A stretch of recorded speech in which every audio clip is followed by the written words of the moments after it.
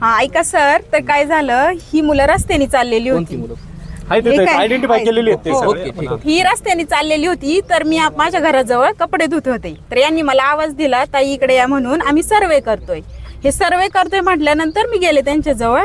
तर गेल्यावर ते सर्वेचं बोलून वेगळं राहिलं. ते म्हटले, ताई तुम्ही कोणाला मतदान करणार? तर म्हटलं मी शिवसेनेला मतदान करणार. सर मी रोज तसं, पण शिवसेनेचे आमचे जे उमेदवार आहे त्यांच्याबरोबर मी रोज फिरतेय. तर ते म्हटले, मग तुमच्यात काही चेंजिंग होईल का? तुम्हाला पैशाची वगैरे ऑफर पाहिजे का? तर मी म्हटलं नाही, पैशाची वगैरे ऑफर नाही, मी कट्टर शिवसैनिक आहे. तुमचं नाव सांगा. माझं नाव मोनिका निलेश वाळुंज. आणि मग त्यानंतर सर त्यांनी माझं नाव देऊन सुद्धा मला ते म्हटले तुमचा मोबाईल नंबर द्या. तर मला त्यांच्यावर डाऊट आला, मी त्यांना चुकीचा नंबर दिलाय. आणि त्याच्यानंतर त्यांनी मला एवढा फोर्स केला की तुमच्या घरातली सगळ्या सदस्यांची नावे सांगा. तर मी 1-2 जणांचीच नावे दिली, बाकीच्यांची नावे नाही सांगितली मी त्यांना.